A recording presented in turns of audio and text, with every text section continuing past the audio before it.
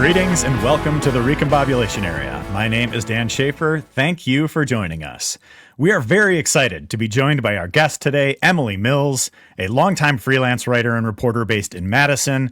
Emily previously served as an editor of Our Lives, Wisconsin's only LGBTQ media outlet, and they were also an opinion columnist at the Milwaukee Journal-Sentinel for quite some time.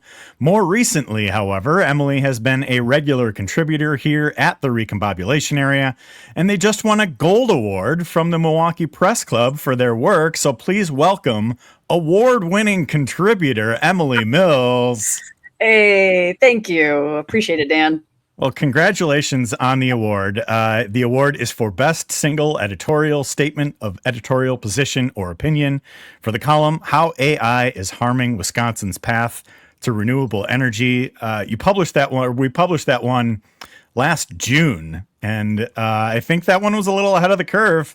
And what is emerging is one of the biggest issues of the midterm elections in 2026, of our day-to-day politics, of our day-to-day lives here in Wisconsin. So tell me about the column and what you've been following here with these AI politics. Yeah, it was really interesting. When I wrote it, I just happened to be, I think, a little bit more tuned in than maybe, your average person was, because I actually have some good friends who work specifically in AI ethics as a field. So I had already been kind of hearing that has to be a very busy field right now. Oh my gosh. Yeah. I mean, a couple of them used to work for when Google had an AI ethics division before they laid everybody off, which is telling. Shout out to Alex Hanna and Emily Bender. They do a lot of really great writing and podcasting about these issues. So and I'm a longtime creative person, writer, all of that. So I had my own personal interest in how generative AI was evolving in particular. And so I just I started seeing this boom coming down the line of these data centers that were going to take so much more energy and water and resources to power. And I just starting to see a little bit of coverage of that and trying to read the tea leaves, which I'm not always great at doing. So part of me is like a little pat on the back for catching this one early. And I think, it just was important for me to write about it. And it has been pretty wild to see how much the issue has blown up. And in this case, really, honestly, pleasantly surprised by kind of a majority of Wisconsinites across the political spectrum who are sitting up and taking notice and being, for various reasons, but all of them valid. Hey, maybe we need to slow down and actually have some decent regulations, and maybe there needs to be more transparency in these projects and processes. So that's been great to see, even when it's infuriating when people aren't being listened to by some of these boards. But it's, like I said, been a wild ride last year. And the piece that you wrote, part of your lead there was talking about the robot apocalypse that pop culture has predicted for so long. And I keep seeing all of these, AI leaders and data center proponents and whatever it is.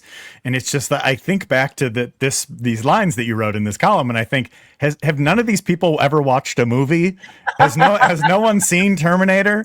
Right? Has no one has no one watched The Matrix? Has no one seen a movie from the past 50 years about AI? Truly. It's just baffling to me that we're on this, that it's so often from the AI proponents, it's always just like, well, you better get on board. It's coming no matter what. Like, we have no agency or say in the matter. It's just right. It's this inevitability. And I think that's what it frustrates me about it. And I think it is what is frustrating a lot of people about it too. I mean, yeah, fully agree. I think, anything that's sort of being thrust upon us is like, you don't have any say in this, but you got to, just take, get on the train or get crushed. Right. And I think the other thing we're starting to see more clearly in some good reporting again coming out is so much of this is a bubble. It's a lot of marketing talk. It's a lot of these people who've invested a lot of their own money into it, trying to make fetch happen because they've invested so much money in it, but it's maybe not actually doing the thing that they claimed it would. And maybe there's not really actually profit behind it. And maybe a lot of it's smoke and mirrors. So it's in their vested interest, though, to really talk it up and get everybody to adopt it. Like, get any company, like you gotta use, you gotta get Copilot, you gotta get Claude, you gotta get whatever it is. Like, you have to do this. It's the wave of the future. And it's like, well, it's good for you because you're going to make some money off of this. And if people don't adopt it, then you're kind of screwed, right? But there are so many red flags and so many problems and so many things that they say it does that it doesn't. And there's so many social costs to it too. And I think we're really starting to see more evidence of that and research about what generative AI does and does not do for people and some of the harms that it causes too. So yeah, it's not inevitable. I think there are forms of AI, and we talk about the different kinds too, like it being a marketing speech to call everything AI, because it's not. Like, there's lots of different kinds of what we might lump under that. And generative AI is distinct from, say, like machine learning that we use to sort through huge data sets in science and conservation and medical purposes that like really do have a lot of benefit. They're not the ones that are causing these big companies like Microsoft and others to like build these giant data centers and have these huge energy, suck going on. Basically, that's largely the generative AI that's doing that. And that's what's being pushed onto everybody's phones, into every app that you have, like whether you want it or not. And it's every little bit of that adds up, and millions of people using it add up. And that's why we're having all these issues with energy prices skyrocketing and water use and pollution in places where, like, yeah, people are having to suck down bad air because Elon Musk wanted to build this big facility and run it on methane without actually getting approval for it. Right. So it's a mess. It is a mess. And I think part of the backlash to it, I think too, is that, we've had so many different instances over the past 30 years or whatever of technology changing our lives. But I think the data centers represent this like physical incursion into people's existence that some of the other, just like Facebook or YouTube popping up didn't necessarily represent at the time. Right. So you have, we've seen so many different examples in and around Wisconsin of these data center proposals. The Port Washington one, there was the one in Madison or Dane County that kind of got scuttled. There was a Beaver Dam. There's all of this stuff that's going on around the potential Foxconn site. I don't even know how to characterize that right now, but orb adjacent types of things going on there. But I think it represents this physical incursion of tech into our day-to-day lives that a lot of these other predecessors to this did not. And I think, with so many people concerned about energy costs as well, you have these things and these crazy numbers that will come out there and say this is, using equivalent water, power, whatever it might be to just really enormous things. And I think people are really spooked by that. And I think people are just, opposed to it in general. And I think the Marquette University Law School poll, which is something that I write an analysis of every new edition at the Recombobulation area, but they have done a lot of polling on data centers over the past year as this has become emerging as an issue. And one, I think, is the overall backlash to it. Like, not only are they polling the data centers, they're polling AI in general. And I think there was something like 40+% of people saying that they were opposed to AI in general overall. And so it's not just the data centers. It is just like the larger thing of it. And I think one of the things that has been interesting in particular is how this issue does not cut along traditional political lines. And I'm always interested in issues that don't cut along traditional political lines. And you have, I think there was a poll, initially last year saying that Republicans and Democratic voters both opposed AI data centers at roughly the same degree. So you have like the Republican, Independent, and Democratic voters all were like kind of like 60-40 opposed to data centers in general. Yeah. Democratic voters have swung even harder against it in more of the recent polling, which, frankly, I'm not all that surprised. I think there's a lot of skepticism of big tech. There's a lot of people who care deeply about the environmental aspects of this. I moderated a panel earlier this year that Clean Wisconsin put on that was about data centers and had some people who were directly involved in the efforts in Caledonia to stop one of the efforts there. And I do think it is, looking ahead to the midterms here, I think it's going to be a pretty salient issue for a number of candidates. And I think it is going to come up for, Republicans who might not want to, sell off farmland for a data center, might be concerned about energy costs. Like there are issues within this that speak to all Wisconsin voters, not just the red voters or blue voters. It is that sort of rare uniting issue, I feel like, where there are so many very valid concerns and questions about it that it cuts across, partisan lines. And I was reading some reporting on the various, candidates for governor in Wisconsin, and even Tom Tiffany, our one Republican, the presumptive nominee, being like, yeah, we really need to slow this down and have some regulations around it is a pretty telling sign to me. And I don't trust Tiffany about much of anything. And I certainly don't align with him on most issues, but it was, I think, telling to see even him being like, I'm not going to say I'm pro all of this without thinking about the energy rates for customers and stuff. But I want to come back to your point, which I think is a really good one, is about how this has made it a really tangible physical thing for people. And as much as it frustrates me and many other people sometimes, where it's like it takes that being in your face and having a direct impact on your wallet for some people to be like, hey, actually, maybe I need to take this seriously and like speak up about it. I do want to, I have some sympathy too, because like we all have a lot on our plates. Like there's just, we're just trying to live our lives and make a living and take care of our families. And it's hard to pay attention to stuff when it doesn't come and like slap you in the face, right? But I think that's a really good point with this, is that, it has impacted people in other parts of the world, the development of some of these big tech companies and how our phones are made, where that material comes from, who has to do that work, who's been doing the invisible labor of behind the scenes moderating that content and the toll it takes. Like we don't see that here in the United States because it's happening elsewhere to other people and it's relatively hidden, right? And I think that is worth caring about. And I also understand in being inundated with so much other stuff in our day-to-day lives, we don't until, again, like it's right here in our backyards. And it is. And it's like, do you care about clean water? Do you care about clean air? Do you care about how much it costs to get energy in your house and electricity in your house? Do you care about how the land around you is being used and how those, pretty much across the board, people do, right? So part of me is frustrated when it, takes that long, but also I'm really grateful.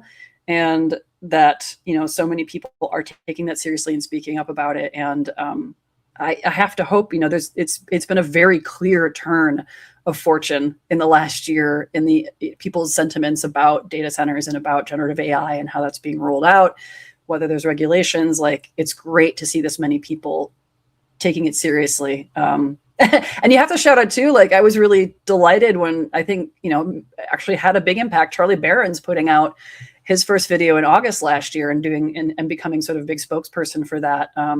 It helps to have some prominent people and some humor, but like good fact-based reporting at the same time, getting the word out to people, like whatever, it takes all kinds, right? So I also appreciate that. Like not everyone wants to listen to me scold them in a column. So I can understand that.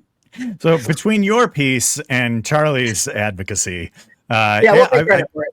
yeah, that's right. It's the two of you that got this started. No, I think his work on this has been pretty fascinating, and he's really using his platform for this in ways that he hasn't in other political issues.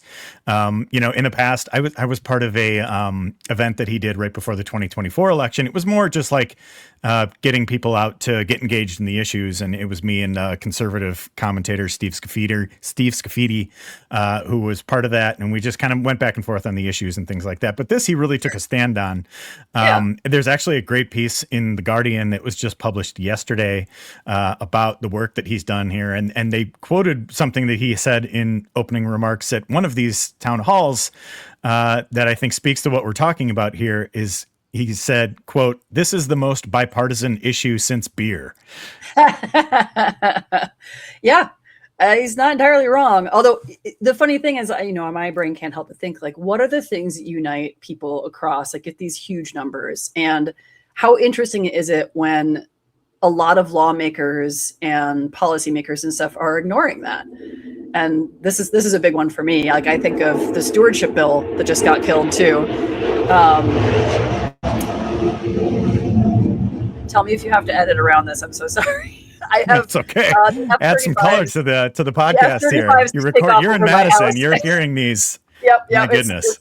There'll probably be another one. I was like, sometimes the noise cancellation does a good job, but there's going to be a series of them taking off for my house. It's a fun, not fun. It's something else that I will complain about in a column. Speaking of physical incursions into our lives. Yeah, very present for me. Oh goodness, what was I talking about? Just quickly say what that is that we're hearing right now. Those are F-35 jets from Truax, the Dane County Regional Airport, the Air National Guard base I live very close to. And today has been a very active day. They will take off multiples in a row, and we are right in their flight path, and they are extremely loud. This is windows closed, as much soundproofing as we can get, all of that. When you're outside, it's ear splitting. So yeah, speaking of things that slap you in the face, not just the noise, but other issues with them being bedded down here is not great. My goodness. Anyway, sorry, side tangent. It's unavoidable. It's like, I should warn you that might happen in the broadcast. Well, I think. The issues that bring people together, though. I think of the stewardship bill, the Knowles-Nelson stewardship bill, that was just allowed basically to die. Like, there's no funding behind it. It still exists, but there's no funding, and that is consistently also polled in like the 90% range. Like, people support that stuff across Wisconsin, across political lines, like across geographies in Wisconsin. And that seeing that here too. And it's great. It's beautiful. Like, these are the things that people care about. Again, it's the same stuff. It's clean air, it's clean water, access to natural spaces. And I think they're very related.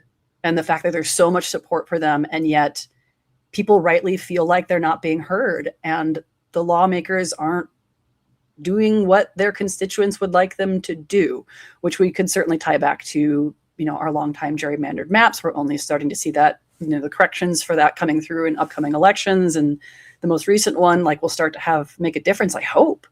But yeah, to your point, I think we are going to really see this issue and related stuff come up in the midterms and in the governor's election in particular. Like, people really care about this, and they're right to, because it gets at our fundamental ability to live decent, healthy lives in this state and elsewhere. Well, and even I think from just like a governing standpoint too, I think this needs to be a statewide issue. Yeah. Because you need a statewide response to this, because otherwise these mega companies will just pit one municipality against the other and then just keep going back and forth until they find a place that will be palatable for them to do whatever they want to do. Right. Exactly. I've been sort of you probably know the details being in the market more than I am, but in the Madison area where they've had what was it? One suburb was saying no to it, and another was saying maybe, but they would have to annex part of the land or whatever to do it. And I just think of, I was at the Milwaukee Business Journal when the Foxconn proposal was coming out, and they were just pitting one state against another to try and up these bids to see how much these state governments could trip over themselves to give away to this mega corporation. And I think we're seeing that on a certain scale, from state to state, but also just community to community in Wisconsin. And so, there are certain candidates there that have proposed a full-on data center moratorium. I know Francesca Hong has advocated for that. I think there are other candidates who have had other pretty interesting kind of nuanced responses to this as well. I think there's some issues on the Democratic side of the field where you have building trades and certain unions that will be very much in favor of wanting to build a data center and the jobs that might come from that. And so, candidates are going to have certain candidates that are in that realm are going to have to walk the line on finding the right balance of what that might be. And then you've got the Republican side too, where, Tom Tiffany's really danced around the issue, but he's kind of, I think he's talked about it, not just with data centers, but with solar farms or wind turbines or whatever it might be, where it's just we don't want our farmland taken over by this, amorphous entity, whatever it might be. Right. And there are really important nuances and complexities in a lot of these issues. And there are communities where there's not a lot of other options being presented to them for economic development and for jobs and for anything else. And so, you have this thing dangled in front of you. I understand it being very tempting. This isn't to excuse, I'm sure there are some people on these commissions that are just think that, it's going to benefit them in some way. Right. But I think there are real stresses on a lot of our smaller communities. And to your point about, there needs to be statewide regulation. There also needs to be statewide and ideally federal, though Lord knows we're not going to get that for a minute yet. Right. Support, right? Like give people something else then, like something that is sustainable, that is going to be well regulated, that is going to take into consideration the well-being of the people and the landscape and the water and all of that. Like we need those options, those solutions, and they exist. Like I'm here on my own, recognizant, not associated with any of my professional work, but my professional work is involved in a lot of, conservation and science. And so I see this every day. And I think it's one of the most frustrating things for me is that solutions are out there. They have, there are things on the ground. There are ways to do economic development and to site renewable energy without, destroying important productive farmland or destroying other natural places that we really care about. There are really smart, creative people working on these ways to sort of integrate more natural solutions to things. Like not everything is perfectly solved, but it's all out there. We're just the most of our money is not going toward that. Most of our legislation is not backing that, right? Mm-hmm. And that's sort of the huge disconnect for me is that I think I can completely understand where folks are coming from, where they're like, well, we need X, Y, Z, but we'd also like to do it in a way that doesn't destroy everything, right? Like very reasonable. And those solutions are out there. So I'm always looking for the people who are coming with ideas and solutions and creativity, and maybe it's not going to get it right away, but I just really we need a political system that actually follows that and follows local communities and actually does what they're being asked to do, as opposed to being so tied up in huge corporate money and donations and all the problems that we know exist in our system of governance over the last several decades. Like it's really frustrating because I'm just like, it's not for lack of good options. It's just for lack of political will and ways to hold those people accountable when they don't listen to the people, And I think it's also trying to be more proactive about these things too.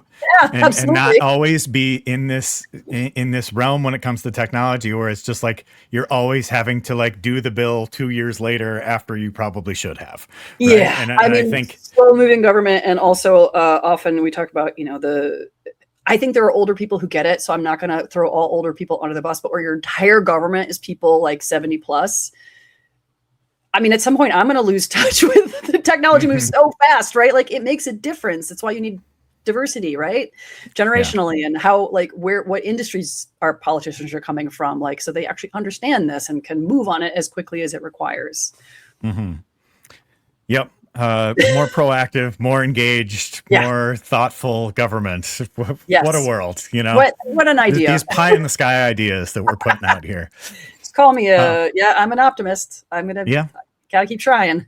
Yeah. Well, I think it's an issue I think we're gonna be hearing a lot about over the next few months. There's about just under 3 months before the primary and the general election. I think data centers are going to be a huge issue, and kudos to you for being early on this one with your column last year, with your award-winning column last year.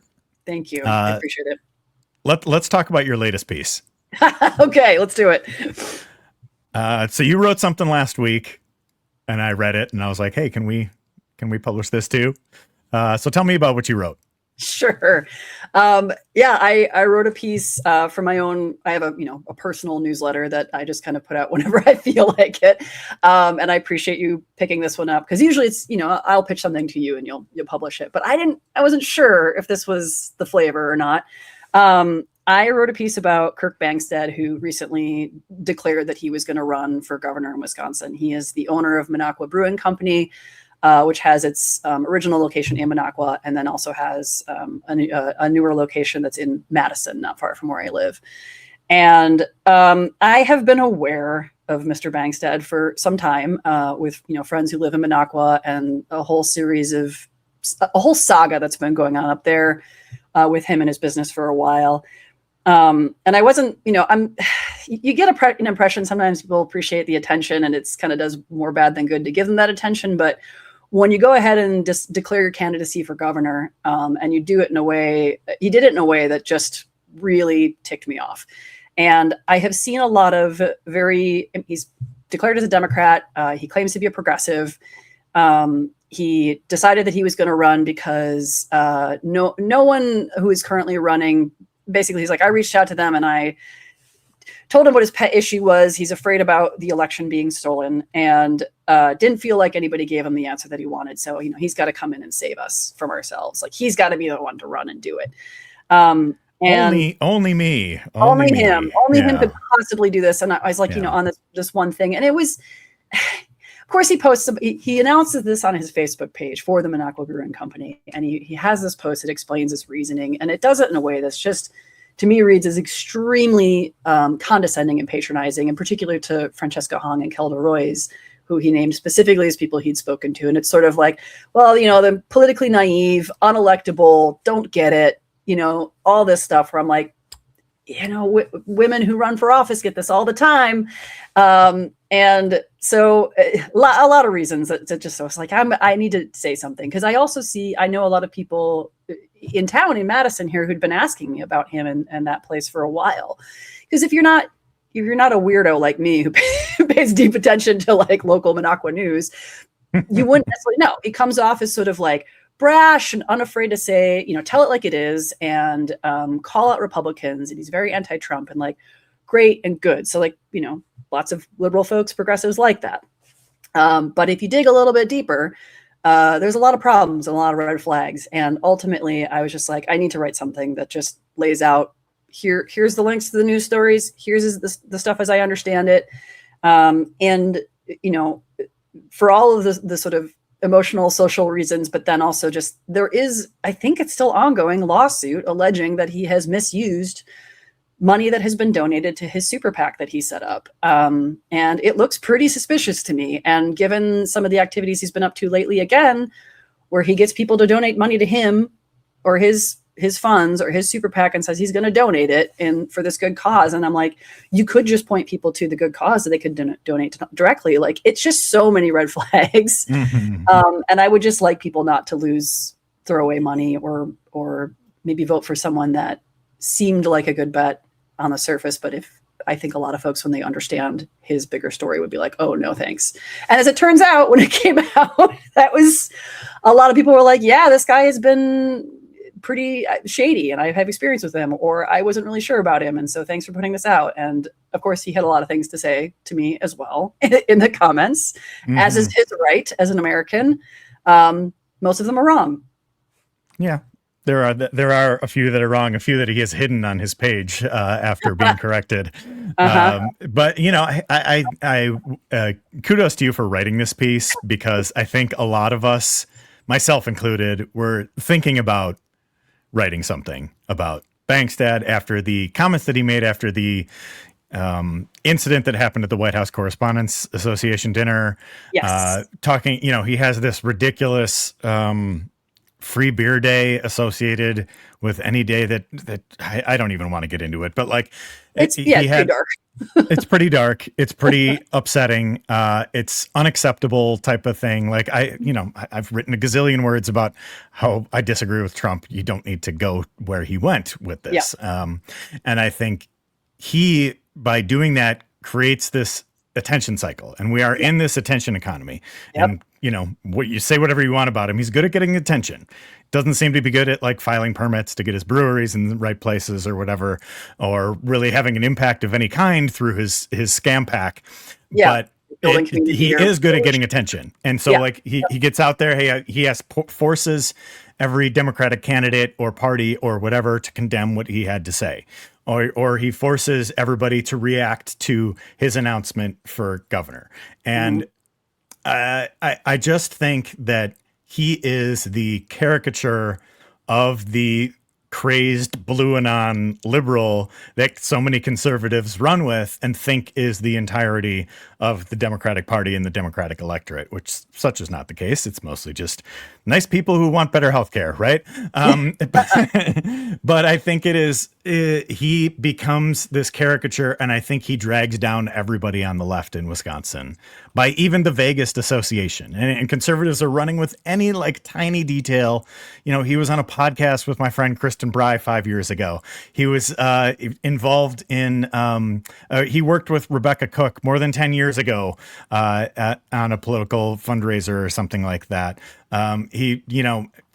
Francesca Hong may have done, like, there are all these like tiny little associations that people might have, and just any of that the right is going to glom onto and say this is what your entire party is, and it creates a scenario where the entire party is talking about this lunatic instead of the actual goals that they might want to accomplish, about things they might want to talk about with Trump or Tom Tiffany or any number of things.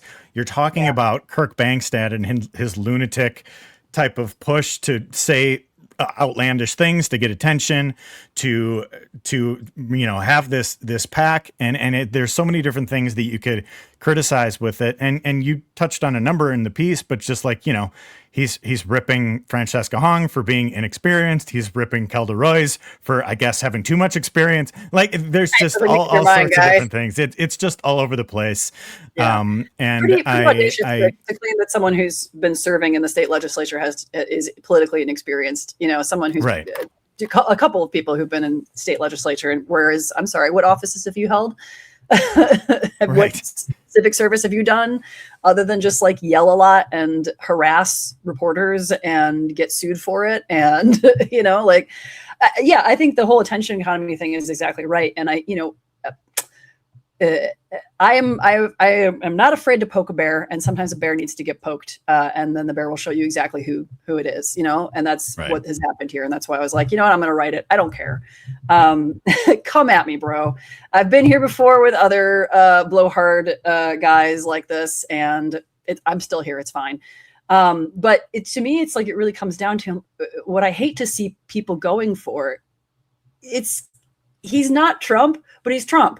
It's the same vibe of guy. Trump's whole thing is he's excellent at getting attention. He's excellent at driving a news cycle. And he's really excellent at saying really awful crap and getting people worked up about it. But some people think, oh, that's telling it like it is. And you've got to fight fire with fire. We need a Trump of the left. I'm like, absolutely not.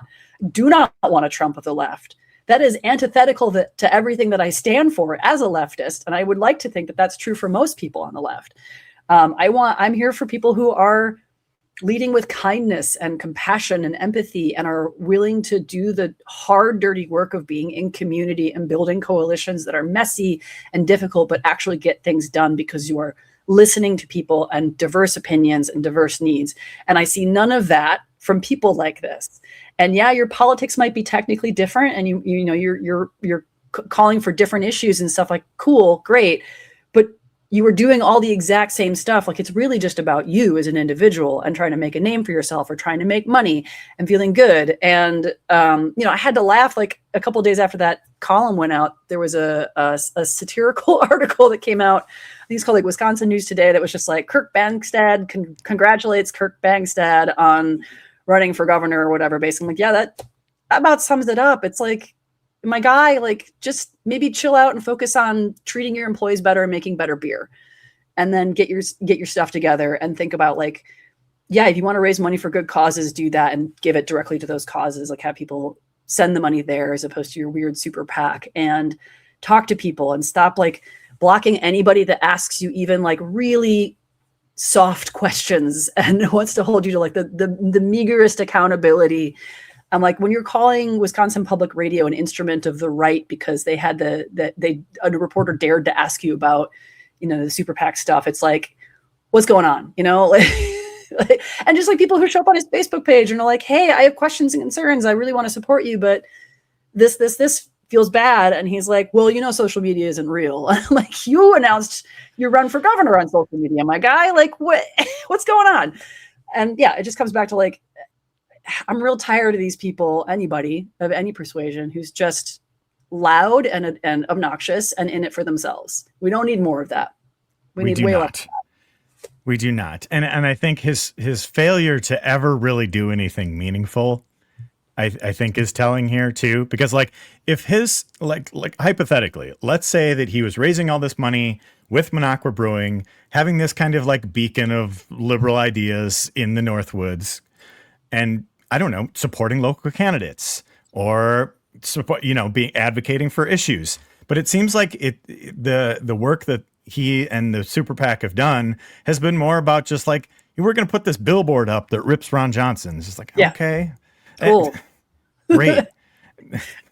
Yeah, I don't know what this is actually doing at the end of the day, and I feel like so many of the dollars that are spent funding the Minocqua Brewing Super PAC could be so much better spent elsewhere. Yeah. I look at all of these different like assembly candidates and state Senate candidates that I've covered over the past few years that are just like trying to fundraise to compete with Republicans in these really tough districts. Couldn't dollars be better spent at like the assembly campaign committee or whatever it might be? Absolutely. Yeah. Yeah. Right. And I'm also really worried and frustrated now too, because he's glommed onto the issue of the Watertown High School band that was their school board, their extremely conservative school board. And man, Julian Appling jump scare. I was like, why won't that woman go away on that school board, who voted to basically suppress a song that this band wanted to play, that was in honor of Marsha P. Johnson and the Stonewall Uprising. It's an instrumental piece. And they were like, absolutely not, it's just very homophobic, very discriminatory, very bigoted decision, right? And it got a lot of news coverage. Mm-hmm. And so what does Kirk Bangstad do? He puts out an offer like, well, come play at my brewery. We'll have the kids come play at the brewery. And apparently like one of the parents of a student there was like, oh, that's great. Could we do that? And now he's claiming, yep, we're going to have this concert and the kids are going to come and play and it's unofficial so they don't get in trouble. We're going to raise money so they can buy their own instruments. And I'm like, that's all really good stuff, but you are making this about you now, as opposed to about these kids and about this issue. Whereas like maybe work with some LGBTQ organizations or youth arts programs or something to bring them into an appropriate place and to raise money that goes directly to the booster club that can help them get the instruments they need. But no. He took about $50,000 into his own donation. Who knows what he's going to do with it? He claims he's going to give it to the boosters. I really hope he does. Mm-hmm. But I'm still pretty annoyed that it's like, here he comes swooping in again. And it's about Kirk Bangstad and about his business and about his candidacy versus who should be centered in this story. It's those kids, and in particular, like queer and trans kids who have been directly harmed by all of this. That seems to be lost completely in his narrative. So yeah, that's sort of the current version of this. And I'm just like, come on. Why do we keep doing this? The pattern just plays out the same way, right? Yeah. It's always this self-aggrandizing self-promotion that doesn't result in anything meaningful. Yeah. Prove me wrong, guy. Like, switch it up and start actually centering those folks and those organizations already doing the good work. Put the money there. Like, let me see the receipts. I would be happy to be wrong, but man, it's just, it's the same pattern over and over again. I don't trust it. Yeah. Well, we've got 7 qualified candidates that are running for governor right now on the Democratic side. They've had a lot of robust conversations, lots of forums, lots of other stuff going on. I really hope it doesn't get dragged into the mud by Kirk Bangstad. And I really hope he doesn't continue to drag the left into the mud in Wisconsin and drag everybody into having a conversation about Kirk Bangstad instead of about things that we should be talking about instead. Absolutely. Absolutely that. Concur. All right. Well, I think we should wrap things up there, but you can find Emily's work at Grist from the Mills, their newsletter, at the Recombobulation Area, and I don't know, other places too, I guess, that are republishing. I still write for Our Lives occasionally. You can find myself on Our Lives, it's ourliveswisconsin.com, gristfromthemills.com, and absolutely the Recombobulation Area. Yours is a harder one for me to say fast, but I do love the name of it. It can be occasionally discombobulating, but exactly. That's why we're here.